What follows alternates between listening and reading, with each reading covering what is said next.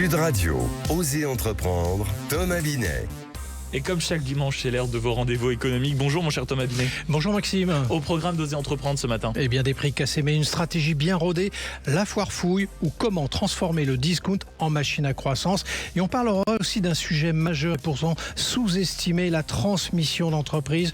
Nous sommes avec Julien Murzine, cofondateur de Captain. Pourquoi des milliers d'entreprises risquent de disparaître faute de repreneurs? Et puis une réalité du quotidien des dirigeants, les fameuses réunions utiles ou perte de temps organisée. J'ai l'impression que vous avez un avis sur le sujet, oui. Maxime. Pourquoi parle-t-on autant pour décider si peu en définitive? Ecorezo Business, le magazine de référence pour entreprendre, présente Sud Radio, Osez entreprendre, la saga des entreprises. Thomas, pour commencer ce rendez-vous en ce dimanche matin, on va parler d'une enseigne que tout le monde, mais alors que tout le monde connaît, notamment pour ses petits prix, mais dont on ignore souvent l'histoire, c'est la foire fouille. Ça commence comment? Eh bien, ça commence en 1975 avec Louis Navarro, un commerçant qui a une intuition simple. Les Français veulent se faire plaisir chez eux sans se ruiner. Il lance du coup la foire fouille avec une promesse très claire, des produits du quotidien, de la déco, de la fête, à prix évidemment cassé. Et ça marche tout de suite très fort parce qu'il arrive au bon moment avec le bon modèle. Et c'est important de le dire parce que l'enseigne ne reste pas juste un bazar bon marché.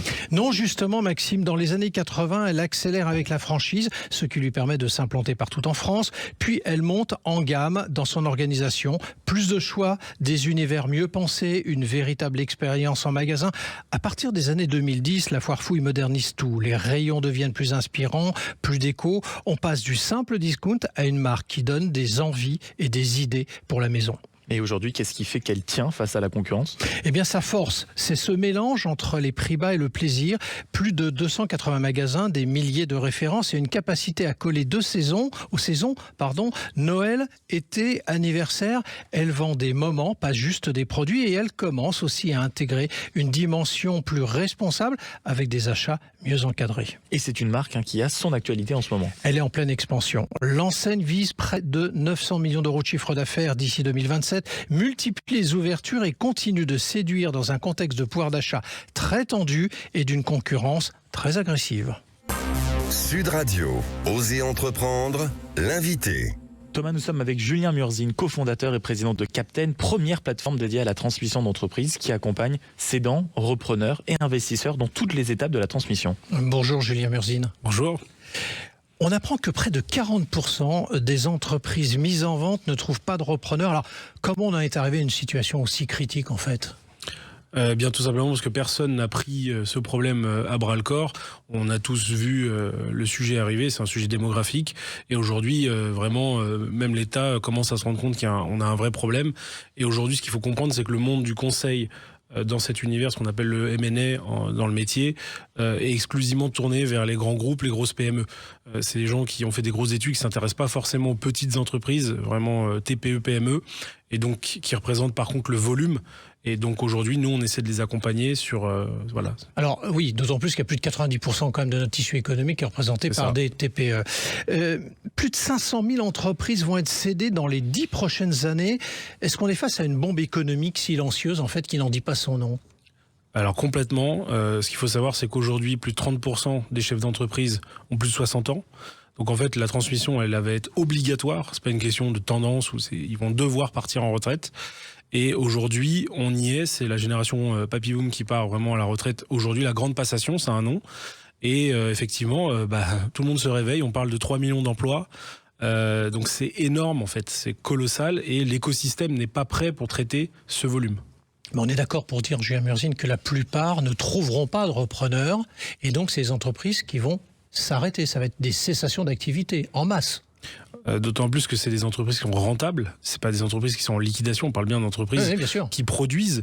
Et alors, souvent, c'est une fausse, une fausse idée reçue. Il y a plus de repreneurs que de cédants sur le marché. Donc, il y a des repreneurs. Le problème, c'est qu'il y a un problème de matching et il y a un problème aussi d'accompagnement et de financement. Ça veut dire qu'il faut pouvoir faire en sorte que les gens reprennent les entreprises. Mais il y a de la demande. C'est pas un sujet de le repreneur n'existe pas, contrairement à ce qu'on pourrait penser. D'accord. Et vous le disiez tout à l'heure, c'est des emplois à la clé, donc c'est un véritable enjeu pour l'économie française aussi derrière. C'est un enjeu majeur et c'est pour ça que l'État a lancé la mission reprise. On était invité à Bercy il y a 2 semaines parce qu'ils commencent à prendre en compte le fait qu'ils vont avoir un autre sujet très important à traiter et très rapidement. Et aujourd'hui, l'État n'est pas en capacité d'assurer à lui seul cette transmission. Alors, pourquoi il y a autant d'entreprises qui ne trouvent pas de repreneurs? C'est un problème d'offre, de financement, vous en avez parlé il y a un instant, ou de complexité aussi peut-être pour envisager de devenir repreneur? Alors aujourd'hui, tous les spotlights ont été mis sur la création d'entreprises. Sur ça, en France, on a plutôt bien réussi. On a créé des incubateurs, on a créé des salons Go Entrepreneurs, etc. Il y a même des émissions télé sur l'entreprise. On va valoriser l'entrepreneuriat, la création, les startups. On parle pas du tout de reprise d'entreprise. Pourtant, c'est de l'entrepreneuriat comme le reste. Et donc, c'est une question déjà d'éducation. Il faut orienter les cadres, les jeunes aussi sur la reprise en leur disant que c'est aussi possible pour eux et de s'intéresser à la reprise. D'ailleurs, c'est plus sûr que de créer une boîte. Et aussi, derrière, c'est d'amener à changer les mentalités sur la partie financement. L'accompagnement est important parce que c'est un process complexe et on ne sait pas comment s'y prendre. C'est-à-dire quand vous voulez racheter une boîte, vous ne savez pas par où commencer. C'est un process un peu unique et donc il faut être accompagné sur cette période-là. Alors vous dites d'ailleurs que ces entreprises restent invisibles en fait. Pourquoi elles sont invisibles? Comment on arrive à passer à travers tout le spectre? Alors déjà les plateformes aujourd'hui qui existent, c'est une catastrophe, c'est très mal fait. Enfin, il y a pas de, on donne pas envie. Il n'y a pas de place de marché là-dessus. Il y en a, mais elles sont. Vous avez session PME, FUSAC, mais quand vous regardez, enfin, il y a 3 lignes pour décrire une entreprise, chiffre d'affaires, etc. Ça ressemble à rien. Ouais. Ça donne pas envie. Une entreprise, c'est comme tout, c'est un produit. Il faut le marketer, faut donner envie aux gens de s'intéresser, à comprendre. Mais, pardon de vous interrompre, mais est-ce que ça vient pas aussi un peu des vendeurs qui ne veulent pas tout dire, qui sont un petit peu discrets sur l'approche et qui disent bon, on va mettre un minimum d'informations? Il y a un peu de ça, mais honnêtement, les vendeurs, moi je le vois, il faut comprendre que c'est des chefs d'entreprise en activité, donc ils ont la tête dans le guidon, ils sont fatigués, c'est des gens aussi qui ont un certain âge. Moi j'ai beaucoup de clients qui ont des entreprises qui fonctionnent, qui génèrent du cash, et ils ont même pas de site internet. C'est une génération qui n'est pas du tout familiarisée avec le digital. Donc eux, faire de l'annonçage, du marketing, etc., c'est pas du tout dans leur code. Et en fait, ils sont complètement démunis face à cette situation. Ils ne savent pas comment mettre en vente leur entreprise. Pour eux, ça leur parle pas. Alors, on va s'intéresser un petit peu à vous, Julien Murzine. Vous avez créé Captain, vous en êtes le cofondateur et le président. Vous proposez quoi concrètement pour résoudre tous ces problèmes que vous avez bien identifiés ? Alors nous, on a 2 sujets. On a une plateforme qui est disponible sur Internet, c'est captain.fr, qui permet effectivement de croiser l'offre et la demande, et de trouver aussi accessoirement des associés pour reprendre des boîtes. Ça, c'est notre thématique. Donc c'est une place de marché déjà. C'est une place de marché qui est un petit peu plus moderne, un peu mieux équipée, où on donne vraiment envie de s'intéresser au projet de reprise. Et après, on a un fonctionnement agence. C'est-à-dire que nous, on fait des deals. On a dans les associés des experts comptables, des avocats, etc. Nous, on accompagne des acheteurs ou des vendeurs sur l'ensemble du process. À partir du moment où on veut vendre jusqu'au closing, comme on appelle ça dans le métier, et on va vous accompagner sur l'ensemble du process, même si vous êtes un petit chef d'entreprise. Donc c'est ça, vous intervenez sur l'ensemble des étapes, valorisation, négociation, financement, initialement la mise en relation. Aujourd'hui, donc reprendre une entreprise, c'est trop complexe en fait pour le faire seul ? Disons que c'est compliqué si on connaît pas. Si on en a déjà repris 1 ou 2, ça va, on connaît le process. Oui. Mais d'ailleurs, côté vendeur aussi, c'est la même chose. C'est-à-dire que le cédant, il n'a pas le temps de gérer ça.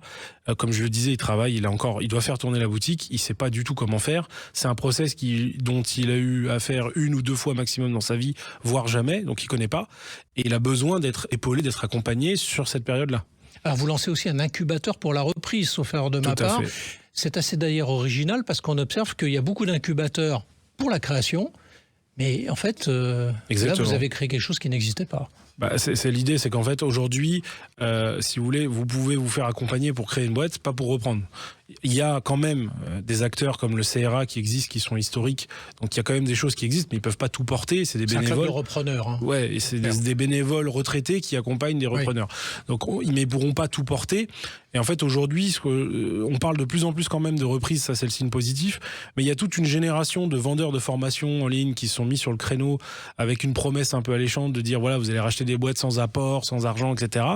Et là, je me suis dit, en fait, le marché va être complètement abandonné à des prédateurs. Donc nous, on va faire une offre un petit peu différente. On va créer le premier lieu dans Paris, donc on est dans le 17e arrondissement, qui est dédié à la reprise d'entreprise. Ça s'appelle la Fabrique du Reprenariat. Et vous pouvez vous former, vous pouvez venir à des événements, on vous présente des deals, on vous présente des entreprises à reprendre. Et quand vous trouvez l'entreprise qui vous intéresse, on vous accompagne jusqu'au bout pour l'acheter, pour que vous soyez le patron. Julien Murzine, on arrive au terme de notre entretien. J'ai une ultime question pour vous. Si vous aviez un conseil à délivrer à un chef d'entreprise qui nous écoute ce dimanche matin et qui est peut-être dans la catégorie d'âge, par exemple, à laquelle vous faisiez référence, vous lui diriez quoi ce matin ? Je lui dirais simplement de venir à notre rencontre, de se faire accompagner, c'est le plus important. Et ça permet aussi de bien vendre, d'anticiper des sujets patrimoniaux, des sujets de départ en retraite, etc. C'est pas quelque chose qui s'improvise, il faut s'y prendre, c'est ça le conseil. Il faut s'y prendre tôt, c'est pas... Qu'est-ce que vous entendez par tôt ? Normalement, une vente, ça se prépare 2 ans avant minimum la cession. 2 ans L'État avant. parle de 5 ans, mais il faut préparer l'entreprise, ne plus être l'homme clé qui fait tout, préparer les comptes, etc.